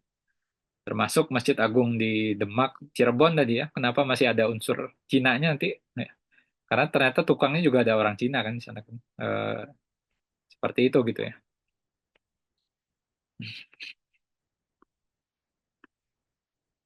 Nah, di Indonesia kenapa masjid itu ini ya apa? Jadi apa ya istilahnya? Sampai sekarang sih ya. Jadi para wali itu menaruh masjid ya ini di bukunya Sunan Kudus ini gitu ya. Ada beberapa buku ya, Solehin Salam, Kudus dan Keburukan Lama, lalu ada Menara Masjid Kudus ya Dr. Andes Syafwandi ini gitu. Jadi wali itu menaruh masjid itu di pusat kota. Jadi pusat kota itu kan ada alun-alun dan keraton nanti kita bahas sebelumnya gitu ya. Itu sudah ada dari zaman Majapahit lah sebutlah gitu ya. Nah, ada bangunan baru ya. Ketika Islam masuk tadi ya, pusatnya adalah masjid, maka masjid dibangun di situ di pusat kota dan mengambil arsitektur bangunan yang sudah ada sebelumnya yang kita sudah bahas tadi gitu ya, yang sudah dikenal gitu ya. Nah, lalu berkembang nanti gitu ya, masjid ada muncul nanti menara gitu ya. Menara sendiri kalau dalam tradisi Islam tadi kita melihat Masjid Nabawi itu belum ada ya. Nanti ada di Fustat ya, itu terpengaruh misalkan dari Alexandria ya, dari Iskandaria itu. Bagaimana itu tempat api di mercusuar awalnya gitu kan. Eh, diadopsi menjadi menara tempat azan gitu. Nah, ini kan produk budaya tadi gitu ya. Bagaimana arsitektur itu mengadopsi bentuk-bentuk atau yang sudah ada gitu ya. Kalau kalau dom atau kubah itu di Syam tadi gitu kan. Kalau Indonesia bangunan pura dan sebagainya itu tadi gitu ya. Cuman maknanya jadi masjid gitu kan yang tadinya mercusuar gitu kan. Jadi manarah itu gitu kan. Jadi tempat api itu anar itu gitu kan. Seperti itu gitu ya. Nanti muncul kolam gitu ya. Ini juga bisa kita lihat di Andalus gitu ya. Lalu makam. Nah, ini makam ini menarik gitu ya. Karena ini berbeda dengan di beberapa pola di Mesir misalkan gitu. Atau di Indonesia atau di Istanbul gitu kan. Seperti itu gitu ya. Ada serambi nanti muncul gitu ya. Tapi serambi ini misalkan tidak muncul di Masjid Nabawi misalkan yang sekarang pun gitu kan. Jadi Masjid Nabawi sekarang kan nggak ada tanda petik bangunan kayak Selasar gitu kan. Adanya halaman di atasnya ada tenda-tenda itu gitu kan, seperti itu. Nah, hampir dari seluruh bentukan ruang, penempatan, elemen, dan unsur bangunan bisa dirujuk pada perwujudan lama yang terkait dengan keyakinan pra-Islam. Jadi, eh, itu masih bisa dirujuk ya. Misalkan Masjid Menara Kudus itu ukuran-ukuran Hindu itu tetap dipakai gitu kan. Skala-skala itu gitu ya. Jadi dalam arsitektur Hindu misalkan di Bali itu ada ukuran-ukuran gitu ya. Bahkan tata kotanya itu ada istilahnya gitu ya. Tata kotanya itu masih digunakan gitu ya. Eh, tapi ada tiga pola nanti ya dengan persepsi yang berbeda gitu ya. Nah ini yang menarik ya. Jadi ditulis oleh misalkan ini ya apa Solihin Salam misalkan dalam Kudus apa Purbukala Islam ya bahwa para ulama arsitek masjid dengan cerdas berhasil membentuk elemen arsitektur untuk mengenalkan ajaran Islam ya. Ya. Kecemerlangan ini memberikan makna simbolik baru. Jadi walaupun bangunannya sama, misalkan atap tumpang tiga yang tadinya tempat tinggal dewa, tapi itu dipersepsikan bukan lagi itu gitu maknanya, walaupun bangunannya sama gitu. Contohnya gapura gitu. Istilah gapura itu dijadikan sebagai pintu gofur ya, bahwa masuk ke masjid itu harus akan mengharapkan gofur ya, pengampunan dari Allah gitu ya. Lalu masuk ke dalam, nah ini ada tingkatan-tingkatan, itu masih dilakukan gitu ya. Jadi misalkan tingkatan dalam tradisi sebelumnya, misalkan burloka gitu ya, dan sebagainya itu masih masih ada gitu ya. Pada zaman di awal itu ya, awal para wali itu gitu ya. Misalkan ketika sudah masuk gapura itu akan langsung terlihat masjid ya. Jadi orientasi itu masjid. Dan masjid orientasinya menghadap kiblat ya, ke Ka'bah ya. Seperti itu gitu. Lalu ada kolam ya untuk membersihkan diri gitu. Di kolam itu di bawah ada lambang waluh ya. Kenapa waluh? Itu untuk menyebutkan ya kalau kata Pak Zainuddin Fanani ini gitu ya di bukunya di tulisannya terkait arsitektur Islam dalam ruh bangsa itu gitu ya terkait arsitektur bahwa walau itu memudahkan menyebutkan kalimat Allah itu gitu kan yang susah orang Jawa menyebutkan kata wallah itu gitu kan waluh itu gitu ya. Itu juga tampak di masjid di Banten ya selain di Yogyakarta gitu ya. Lalu setelah kolam itu ada tata kerambat ya bagaimana tahapan iman harus dirambati gitu ya. Lalu kita tiba di serambi masjid ya. Kalau kalau ke serambi masjid itu kan seperti yang umumnya sekarang gitu ya ada cukup satu atap dan itu cahaya itu masuk dari kiri dan kanan gitu ya. Sehingga terdapat ukiran-ukiran yang sudah ada sebelumnya di zaman Hindu-Buddha gitu ya. Dan itu eh, bahwa itulah terkait dengan dunia tadi ya, ukiran-ukiran yang terwarnai keemasan oleh cahaya itu. Ketika sudah masuk ke masjid itu kita meninggalkan ukiran tersebut dan apakah sebuah pertanyaan lanjutan gitu kan. Bagaimana apakah kita akan fokus kepada akhirat yang tanpa ornamen itu di dalam masjid itu sangat syahdu sekali gitu ya, di masjid-masjid tua gitu. Lalu kita melihat ada soko guru di sana bahwa ada 4 tiang utama gitu kan yang ditafsirkan sebagian oleh ahli tasawuf itu ma'rifat gitu kan, hakikat dan ini ya satu lagi gitu ya. Dan terakhir itu kesatuan antara ketiganya gitu kan. Dan di atasnya momolonya buah nanas itu mensimbolkan apa?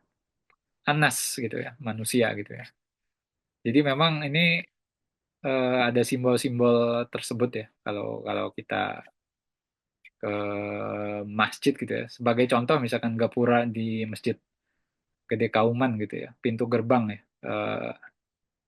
Gapura itu ditafsirkan jadi gofuro itu gitu kan, ampunan dosa ya seperti itu. Lalu ada buah waluh tadi gitu ya, jadi wallah. Lalu ada pohon sawo gitu kan. Kalau ke masjid di Yogyakarta kita lihat gitu ya, di halamannya ada masjid, ada pohon sawo lah. Kenapa ada sawo gitu kan? Kenapa kira-kira gitu? Nah, itu karena sau sufu vakum gitu kan, luruskan saf-saf kalian ya. Jadi pohon sawo itu ya maknanya tadi apa? Luruskan saf gitu dan juga penuh dengan kebaikan gitu. Lalu ada apa lagi ya di Masjid Jogja itu ada ukiran wajik ya di pintu itu wajik gitu. Diambil dari Al-Qur'an ya, Al-Fajr. Yauma idzin bi jahannam. Yauma idzin yatadzakkarul insanu wa anna lahu dzikra. Ya, pada hari itu didatangkan jahanam, pada hari itu manusia ingat akan segala perbuatan. Jadi masuk pintu itu mengingatkan itu gitu ya. Lalu di serambi masjidnya kita lihat tadi ornamen-ornamen, lalu ada atapnya gitu ya. Ada 5 warna ya. Maksudnya 5 warna itu ada emas, merah, hijau, dan biru gitu ya. Menyimbolkan sholat wajib ya. Yang biru misalkan untuk isya, hijau untuk subuh, kuning untuk zuhur gitu kan. Emas untuk asar dan merah untuk maghrib gitu ya. Lalu ada hiasan ini ya di serambi masjid Saka Utama gitu yang menyimbolkan kebahagiaan ya bagi masyarakat Jawa gitu. Lalu atapnya kenapa 3 misalkan di Jogja gitu ya. Nah, itu ditafsirkan oleh para arsitek dan ulama waktu itu ya tadi hakikat, syariat dan ma'rifat gitu ya. Ada juga di masjid lain iman, Islam dan ihsan gitu ya. Dan seperti itulah gitu ya bagaimana eh, apa menariknya tadi ya terkait dengan pemaknaan ini gitu ya. Ya.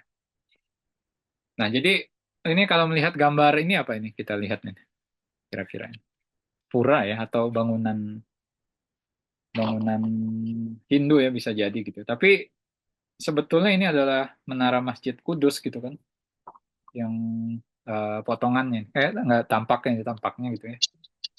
Nah, Prof. Agus Aris Munandar itu mencatat ada tiga pola ya. Kenapa produk kebudayaan itu tidak serta-merta dihilangkan gitu. Tapi eh, ada kesinambungan ya. Yang pertama ini bentuk karya seni ya dengan tidak disertai pergeseran konsepsi di balik. Jadi ada ornamen-ornamen yang tetap gitu dilanjutkan seperti misalkan bunga teratai gitu ya. Itu di Demak itu masih masih ada itu ornamen-ornamen itu di Masjid Demak itu. Daun gitu. Awan itu sudah ada dalam peradaban sebelumnya gitu ya. Lalu kesinambungan karya seni dengan pergeseran konsepsi ya. Contohnya atap tupang ya. Ya. Jadi atap tumpang itu yang tadinya untuk dikenal misalkan bangunan atap tersusun itu untuk para dewa gitu ya. Maka itu di masa Islam itu konsepsinya, filosofinya diganti menjadi iman, Islam dan ihsan tadi salah satunya gitu ya. Seperti itu gitu ya. Lalu terkait tata kota juga. Nah, ini kita masuk ke tata kota Islam selanjutnya gitu ya. Lalu yang ketiga, kesinambungan konsepsi yang diterapkan mengikuti zamannya, ditafsirkan dengan cara Islam. Jadi misalkan konsep Triloka ya dalam Majapahit misalkan bahwa ada daerah namanya Burloka, Buarloka dan Suarloka gitu ya. Misalkan keraton dan sebagainya itu dibuat bias gitu ya, ditafsirkan. Termasuk misalkan terkait dewa-dewa itu ditafsirkan gitu kan. Eh, Misalkan terkait pewayangan ya di bidang lain gitu ya. Itu dibuat eh, masih sama gitu, tapi ditambahkan tokoh-tokohnya. Jadi tafsirkannya tafsiran baru gitu seperti itu gitu ya. Dan ini terjadi gitu ya. Misalkan konsep Triloka ya, ada yang namanya daerah Nista gitu ya. Itu mungkin masih cuman dikaburkan nanti gitu ya. Contoh-contohnya gitu ya. Nah, contoh yang paling kentara dari Islamisasi arsitektur tata kota itu yang masjid tadi itu tadi gitu ya. Lalu tata kota ini juga akan berpengaruh gitu ya. Misalkan ya atau tumpang misalkan yang pertama melambangkan syariah gitu ya. Tumpang kedua melambangkan torikot ya atau jalan menuju atau mencapai ridho Allah. Tumpang ketiga melambangkan hakikat gitu ya, seperti itu. Lalu puncaknya disebut mustaka yang melambangkan ma'rifat ya, tingkat mengenal Allah yang paling tinggi gitu ya. Padahal kalau kita lihat misalkan di relief Candi Borobudur ya, bagaimana ada bangunan yang seperti itu gitu kan, ada konstruksi kayu gitu kan seperti itu gitu, bahwa atap tumpang sudah dikenal berarti di zaman eh, Borobudur itu didirikan seperti itu. Tapi bangunan itu juga tetap dilanjutkan ya, termasuk ragam-ragam hias gitu ya. Jadi misalkan bentuk hiasan daun gitu ya, lalu bunga, perbukitan, pemandangan itu sudah ada ya. Kalau kita melihat misalkan di beberapa candi di Kediri itu sudah ada, tapi itu tetap dilanjutkan di zaman Islam ya. Nah, nanti mungkin akan masuk setelah seni kaligrafi masuklah model Arabes itu gitu ya, seperti itu juga. Jadi budaya itu seperti itu ya. Itu juga terjadi di kalau kita melihat misalkan ke Damaskus ya. Sekarang kemarin mungkin lagi ramai Masjid Bani Umayyah itu kan. Itu kan juga seperti katedral itu kalau melihat bangunannya gitu kan dengan kolom-kolom itu gitu ya. Seperti gereja malah itu gitu, seperti itu ya. Pak Ahmad Numan itu pernah membangun masjid di Garut yang namanya Masjid Muhammadiyah Alio. Itu atapnya tiga aja gitu. Atap pelana apa? Pelana ya atap pelana. Nah, itu disangka gereja oleh masyarakat gitu kan. Ditanya ini kenapa masjid kok kayak gereja gitu kata Pak Numan, ya senyum aja beliau. Dia bilang ya ini karena tidak tahu gitu ya bahwa ya tidak ada patokan tadi gitu ya dalam dalam pembangunan masjid tadi gitu ya seperti itu ya. Nah ini tata kota pun ini diadopsi gitu ya. Jadi eh, istilahnya muncul nanti catur gatra tunggal ini ya muncul dari tata kota sebelum peradaban Islam yang diislamkan ya. Setelah diislamkan itu muncul empat komponen utama yaitu lapangan terbuka yang disebut alun-alun, bangunan keraton gitu ya, masjid dan juga pasar gitu ya. Jadi ini adalah harmoni antara alun-alun, keraton dan masjid gitu ya.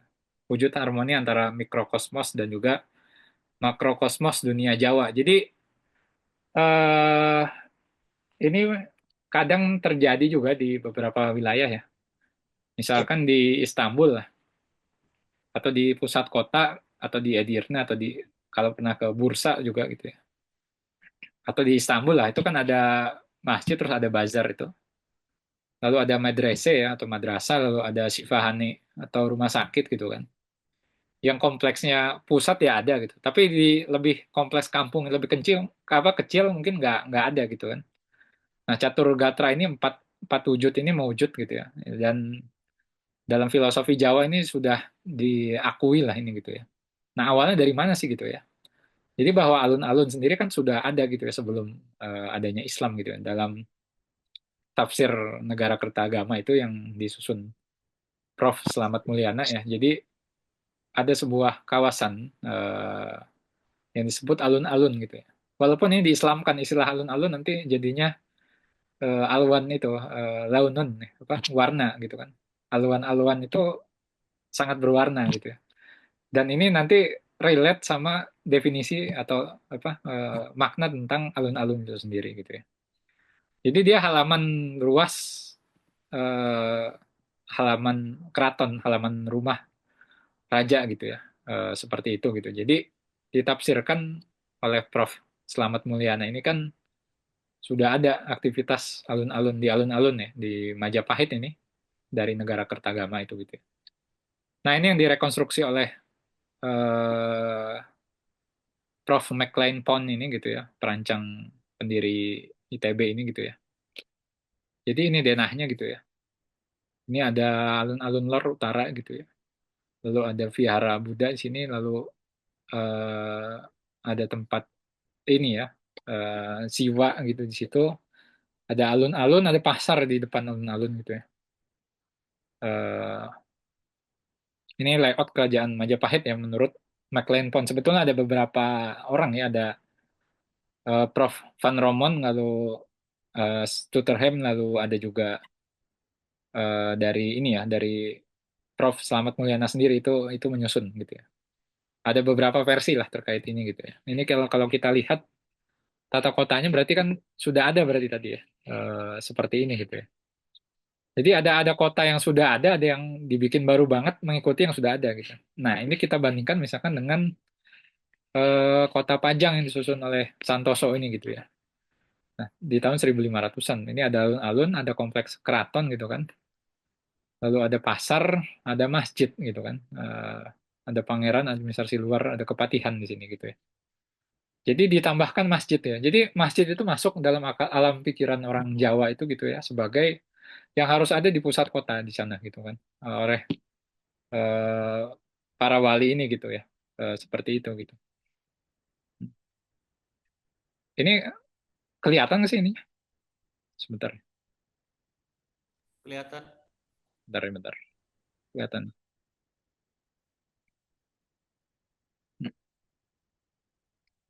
Nah, ini dia.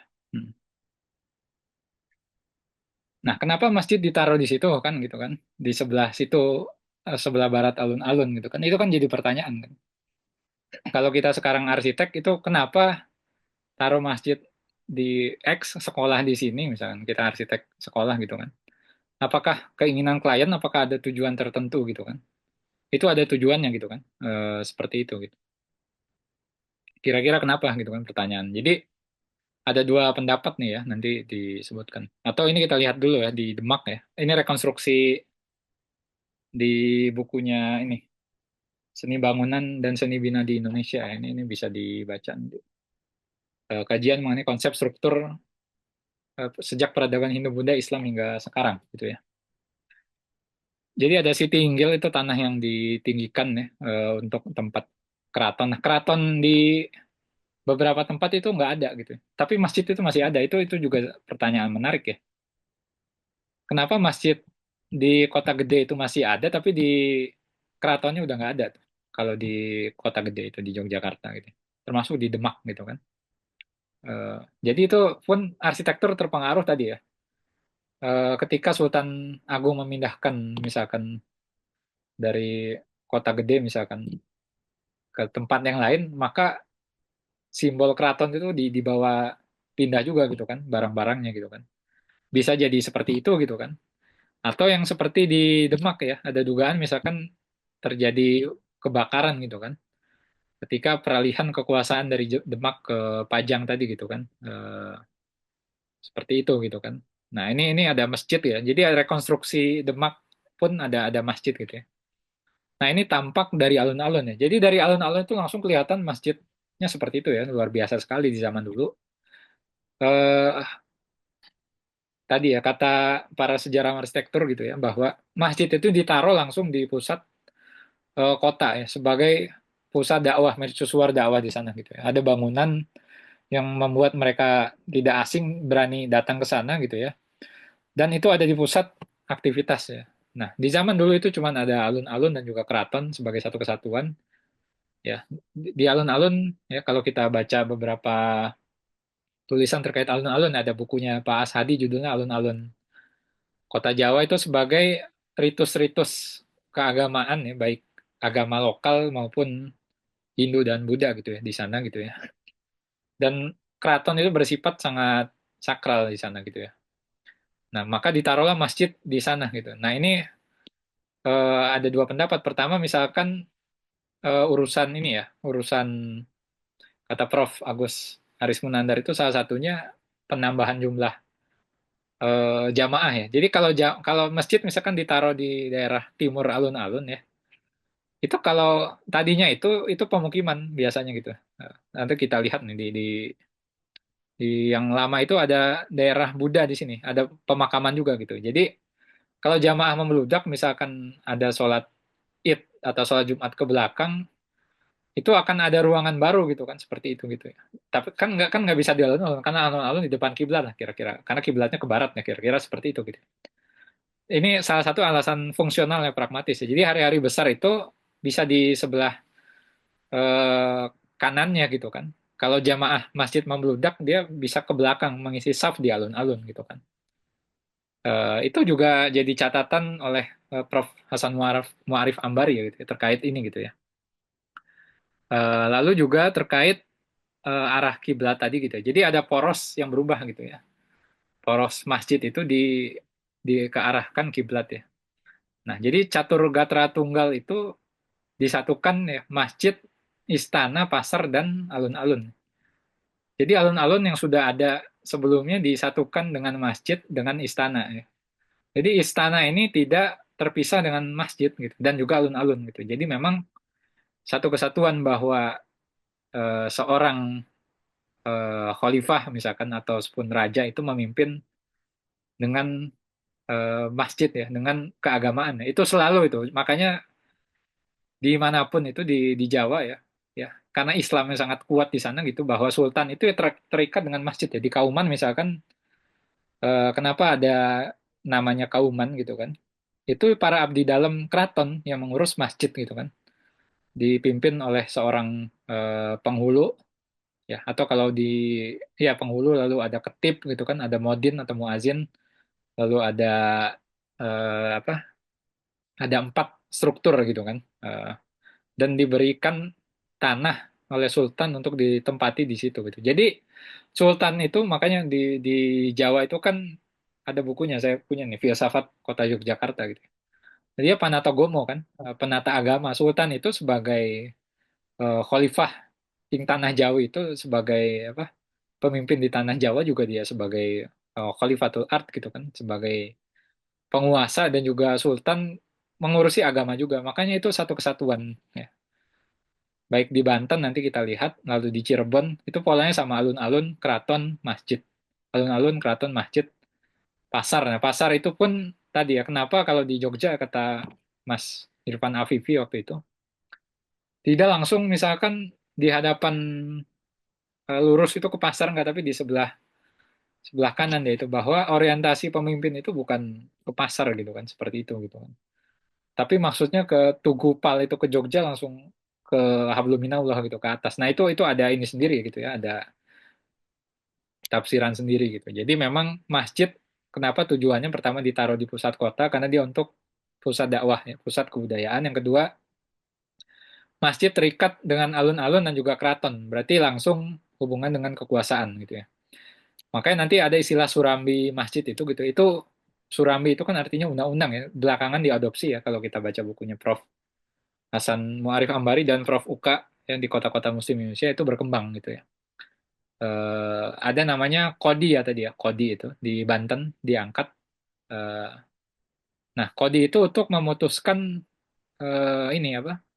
Memutuskan urusan perkara. Sebelumnya sudah ada kalau kita melihat di daerah Majapahit itu di sini ada namanya kejaksaan. Istilah jaksa juga sudah muncul sebelum Islam gitu ya. Tapi diadopsi nanti di Cirebon nanti gitu kan, jaksa itu gitu ya.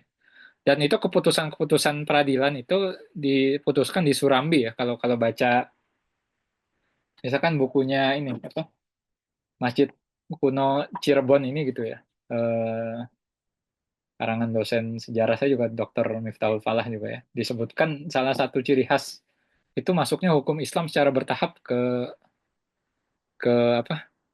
Ke undang-undang, ke konun ini gitu ya. Dan pemutusannya itu di masjid gitu kan. Salah satunya gitu ya. Jadi ada bangunan khusus kejaksaan itu bisa dibangun, tapi di masjid itu Surambi itu disebutkan ya di Kesultanan Banten itu ada yang namanya mahkamah gitu kan di situ gitu ya. Jadi ada yang menyebutkan Gatra Tunggal itu tadi masjid, alun-alun dan juga pengadilan gitu ya, atau Surambi itu sendiri gitu ya. Nah kalau kita melihat kita denah masjid itu ada namanya Serambi ya tadi udah ada belum ya coba kita lihat. Oh, setelah ini ya. Ah, ini kan Serambi ya. Ya, jadi kalau kita melihat denah itu masjid ada namanya Serambi. Nah, Serambi itulah yang tempat aktivitas itu ada di Yogyakarta kan, di Surakarta, di Demak pun ada untuk pengadilan sebagai pengadilan dipimpin oleh Kodi tadi ya. Nah, Kodi ini juga menarik hubungan dengan Sultan gitu ya. Tidak selamanya selalu harmonis gitu ya. Atau penghulu ini gitu. Kalau kalau di Bandung misalkan karena bukan Sultan mungkin ya, tapi dia bupati gitu ya. Misalkan Hasan Mustafa itu pernah beberapa kali apa istilahnya lebih independen gitu ya. Jadi tidak langsung di bawah Sultan. Berbeda mungkin dengan yang di Jawa tadi gitu ya, polanya gitu ya. Ini dia tadi ya kalau lihat dena-dena masjid dahulu ada ini ya, ada Serambi ya. Tadi saya sempat nggak ada ya. Nanti dah mungkin. Ya.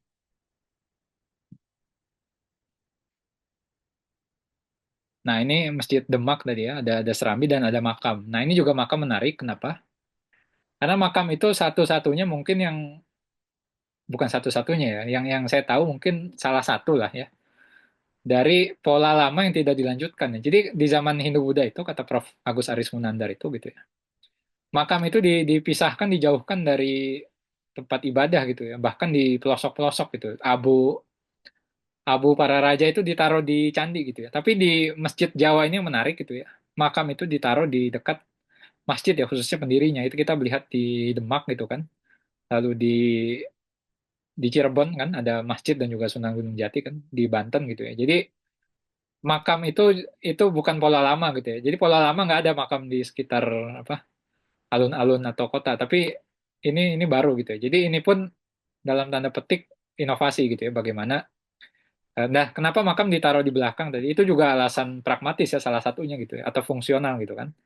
Biar fokus ke masjid dulu, baru setelah itu ke makam lah. Misalkan salah satunya ya kalau menurut beberapa peneliti ya atau arkeolog seperti itu gitu ya. Nah, jadi makam, alun-alun, masjid itu satu kesatuan tadi ya. Lalu alun-alun ini yang foto di poster itu kan, nah ini kita bisa lihat itu bagaimana ada sebuah pagar ya, ini lukisan tentang Keraton Yogyakarta yang kelihatan di sana itu Siti Hinggil gitu kan di sana. Lalu ada dua pohon beringin tuh kelihatan ya. Alun-alun sudah ada di sana gitu ya. Dan alun-alun ini dihidupkan nanti oleh eh, apa memori kolektif tentang alun-alun. Jadi ada perubahan makna tentang alun-alun sendiri ya, termasuk sekarang nih. Ya, alun-alun sekarang itu bukan lagi makna magis spiritual dan juga ini, tapi pusat urban gitu kan, liburan ke alun-alun. Nah, ini berbeda nanti di masa lalu gitu ya. Jadi alun-alun itu tempat kesatuan tadi masjid, keraton dan juga masyarakat di sana bisa melakukan protes gitu kan kepada sultan gitu kan. Juga ada rampogan tadi ya nonton pertunjukan seni, lalu ada budaya-budaya yang di ini kan dilanjutkan gitu ya. Ya, jadi ada memelihara memori kolektif alun-alun, masjid dan keraton ya. Ketika budaya misalkan seperti gerebek dan juga sekaten dan selainnya dilakukan di alun-alun, maka simbol atau makna budaya alun-alun, masjid, keraton itu akan terus terlekat gitu ya.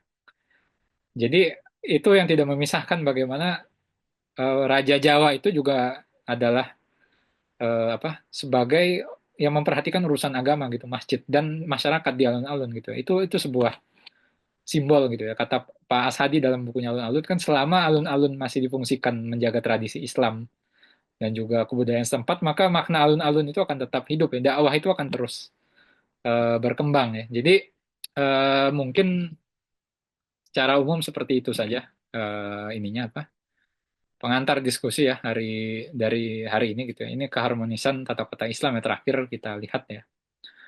Jadi bahwa ada yang lama dan ada yang baru, tapi itu terjadi keharmonisan ya. Kita lihat Keraton Yogyakarta di sini ya ada keraton, masjid besar, alun-alun, kidul, lor, Taman Sari ya sebagai taman tadi ya. Dan di Taman Sari pun tadi ada tempat ibadah sendiri gitu dan masjid dan lain-lain. Nah, mungkin itu saja sebagai pengantar diskusi ya teman-teman. Terima kasih. Assalamualaikum warahmatullahi wabarakatuh. Waalaikumsalam warahmatullahi wabarakatuh. Terima kasih kepada Kang Rizky Lesus atas pengantarnya. Saya rasa ini ya merupakan pengantar yang setara dengan kuliah arsitektur Islam. Ya kira-kira 2 SKS. Sangat eh, bernas dan kita insya Allah mendapatkan wawasan baru dari pemaparan beliau. Kita menjadi sadar bahwa rupanya topik ini memang relatif masih belum banyak dibahas oleh para peneliti maupun juga sejarawan Islam Indonesia. Nah, kita langsung saja buka sesi interaktif, sesi tanya jawab.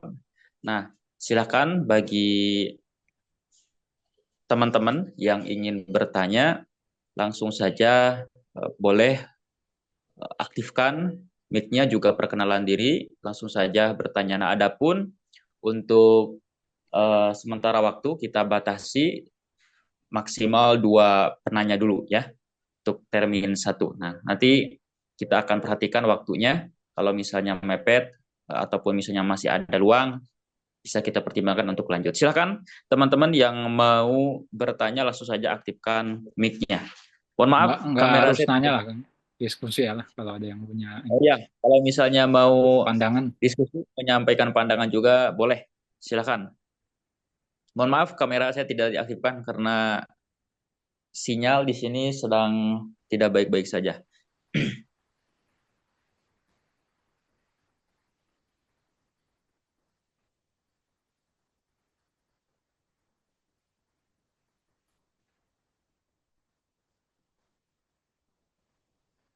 Silakan teman-teman, barangkali ada beberapa hal yang ingin disampaikan mengenai pandangan atau barangkali pertanyaan, silakan diajukan saja.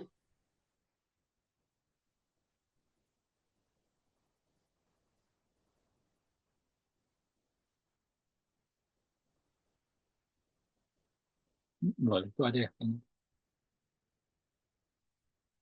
Nah, silakan dengan akun Asiyah boleh, silakan mau mengemukakan pandangan. atau bertanya, silakan langsung saja aktifkan mic-nya.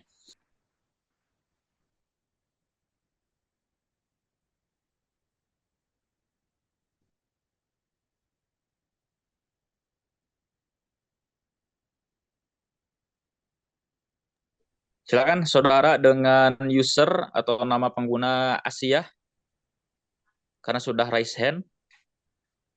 Bila ingin menyampaikan pandangan atau bertanya, silakan langsung saja aktifkan mic-nya. Karena belum terdengar suaranya, barangkali silakan diaktifkan dulu ya.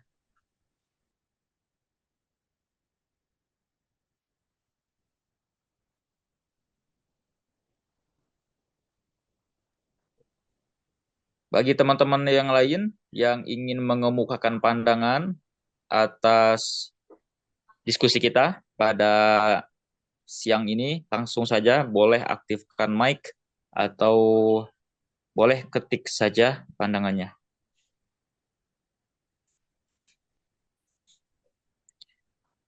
Materi apa boleh dibagikan? Bagaimana Kang Lesus? Apakah boleh dibagi katanya? Boleh sih, cuman nanti saya rapihin dulu ya. Ada beberapa ini di grup ya paling. Nah, insya Allah boleh Kak. Tapi nanti kita tunggu Kang Lesus untuk merapikannya. Silakan saudara dengan, oh tidak ya, tidak raise hand lagi. Silakan teman-teman yang ingin. Nah, ada pertanyaan.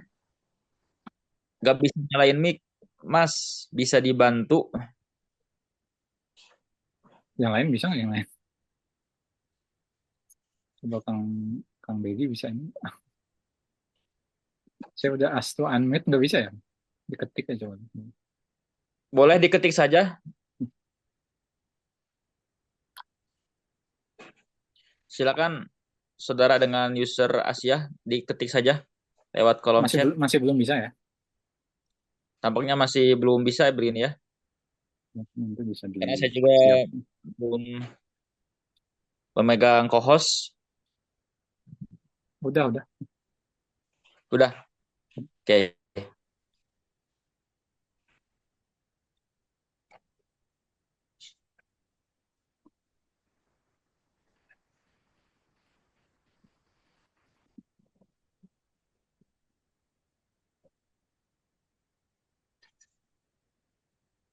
Di sini belum, Kang. Belum kena co-host kayaknya, co-hostnya ke.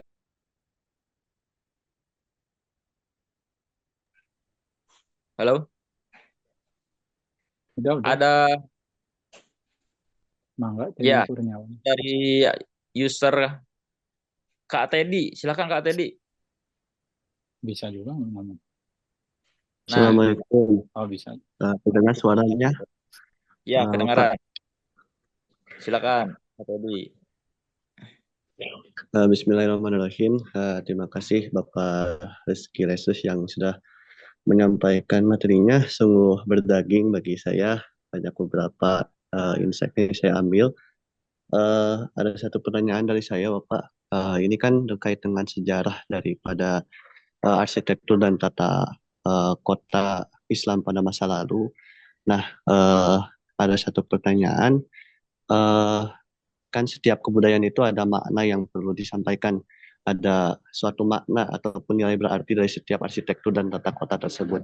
Kiranya eh, kalau misalkan dari pada zaman dulu itu kan ada maknanya sendiri atau ada makna salah satunya adalah makna dakwah untuk menyebarkan Islam.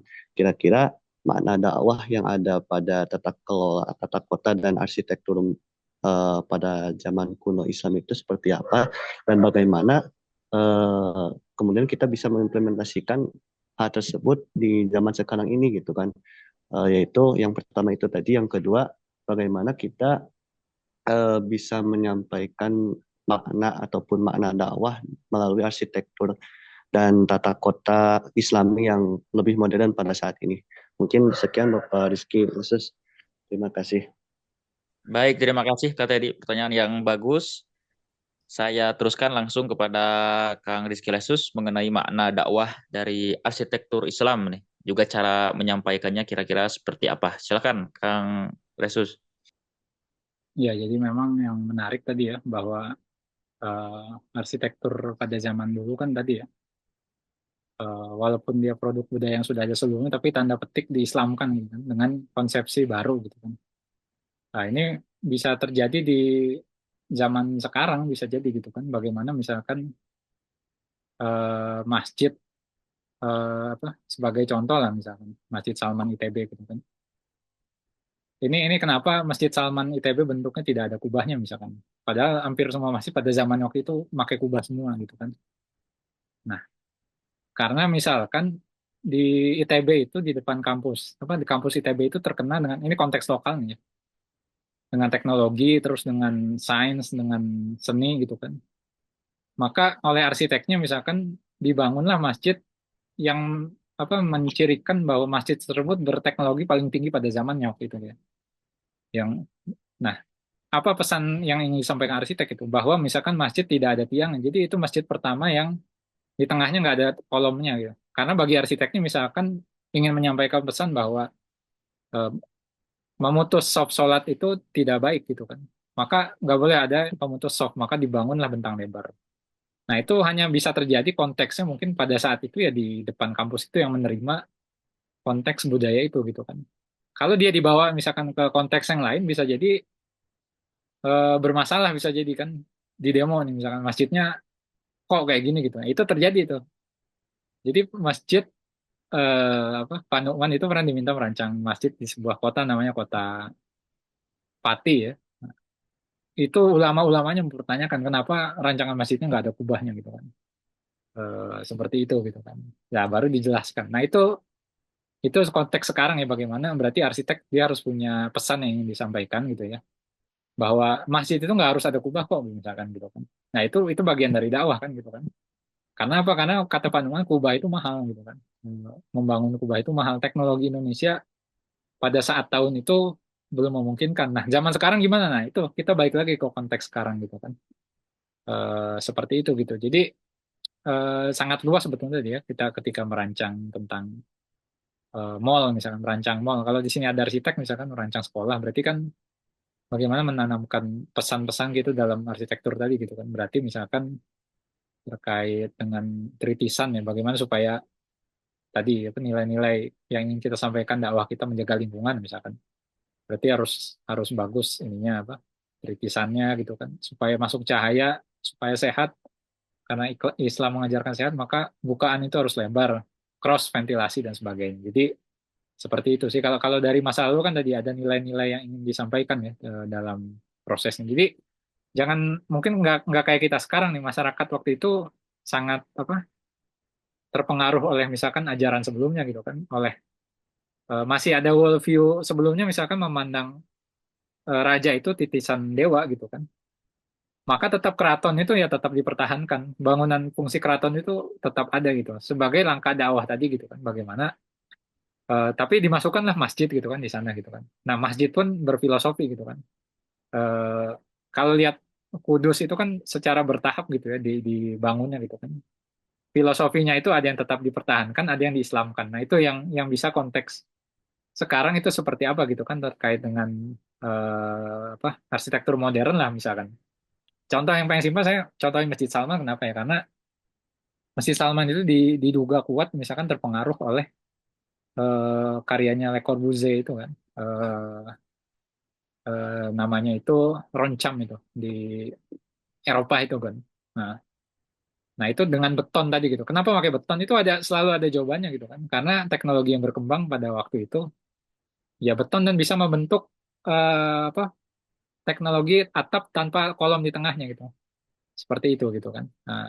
Nah, itu juga kayak Roncam, kayak gereja itu ditafsirkan di, ada yang bilang Masjid Salman itu kayak gereja gitu. Nah, itu juga sebagai pesan bahwa masjid itu ya sangat terbuka sekali gitu kan, sebagai sebuah desain gitu. Seperti itulah kira-kira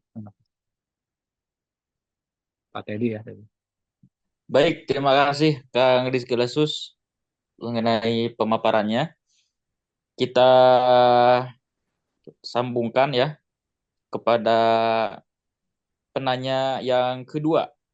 Ini ada yang bertanya, yaitu Saudara Yusuf ya, mengenai tata arsitektur Islam, apakah ada literatur yang menjelaskan tentang pengelolaan sumber daya alam dan lingkungan? Bisa dijawab langsung Pak Lesus, Kang Lesus. Ya, sebentar. Ya, kalau secara khusus ya misalkan tentang sumber daya alam dan lingkungan, ada sih kitab bahasa Arab itu ya, judulnya Imaratul Fil Art ya, nanti bisa saya share kali ya. Jadi terkait sejarah arsitektur, itu penulisnya itu arsitek dan juga ini apa, ilmuwan Muslim. Eh, dan itu membahas tata kota Islam dan juga bagaimana memakmurkan bumi gitu ya. Eh, dari konteks alam dan lingkungan tadi Imaratul Fil Art itu. Karya dokter siapa ini ya? Saya cek dulu gitu ya. Itu ada satu kitab khusus bahasa Arab gitu ya. Terus kalau yang ini sepertinya banyak juga sih Pak kalau kalau mau dicari apa eh, ada saya itu tentang ini apa saya agak lupa ya, taman tentang pengelolaan ini ya pengelolaan taman lingkungan itu ada gitu ya. Kayak taman gitu ya, khusus taman gitu ya. Kalau sumber daya alam dan lingkungan secara khusus ya tadi sih yang apa, Imratul Fil Art itu ya nanti coba saya share mungkin nanti itu bahasa Arab sih kalau kalau yang itu sih kira-kira gitu sih kalau yang setahu saya ya. Kalau yang konservasi lingkungan ada misalkan morfologi bangunan konteks kebudayaan terus eh, apalagi ya secara spesifik lingkungan itu saya baru tadi sih kalau yang saya tahu sih gitu. Mungkin kalau ada yang lain yang tahu bisa share mungkin yang sudah pernah baca terkait tata kota dan arsitektur Islam ya. Karena terkait ini juga kan menarik ya. Green architecture atau sustainable architecture kan berkembang gitu kan kalau di kurikulum kita kuliah arsitektur mengaitkan dengan Islamnya gimana itu yang juga mungkin sangat menarik seperti itu.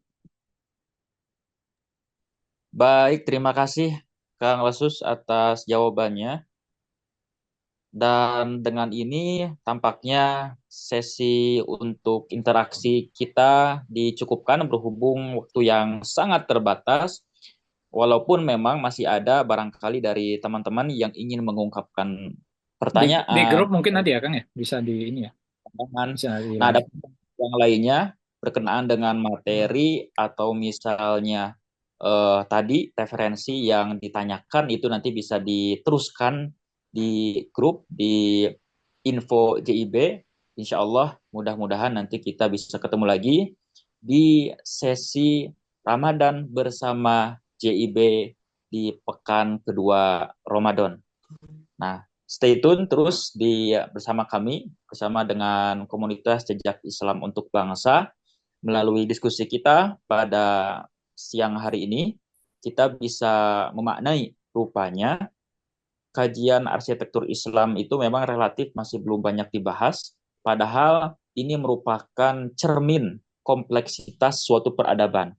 Kita memahami, kita menyadari bahwa Islam itu sudah tumbuh dan mekar sebagai peradaban di muka bumi ini selama ribuan tahun. Dan itu mewariskan hal-hal yang menakjubkan untuk kita, terutama untuk umat manusia. Sumbangsihnya sangat terasa, terutama sekali dari bidang arsitektur. Dan kita bisa melihat bahwa arsitektur Islam itu sebenarnya sangat dinamis dan bergantung pada ruang, juga budaya, juga kreativitas manusia. Dari mulai Maroko sampai Merauke, kita bisa menyaksikan sendiri betapa menakjubkannya arsitektur Islam. Dilihat contohnya dari bangunan-bangunan Islam ya, terutama masjid yang coraknya itu punya ciri khas masing-masing, memiliki distingsi masing-masing. Nah, ini yang mesti kita tadaburi dan maknai dan kita pelajari, dan terutama lagi bagi para insinyur-insinyur Islam, mudah-mudahan nanti bisa membuat karya yang lebih bermanfaat untuk Islam dan umat Islam. Rupanya demikian yang bisa kami hadirkan pada sesi pertama Ramadan bersama JIB bersama dengan Kang Rizky Lesus. Mohon maaf atas segala kekurangan yang telah tampak dalam acara ini, dan sekali lagi kami menghaturkan terima kasih jazakumullah khairan kasiron kepada seluruh peserta yang berkenan hadir. Mudah-mudahan memberikan manfaat pencerahan bagi kita semuanya.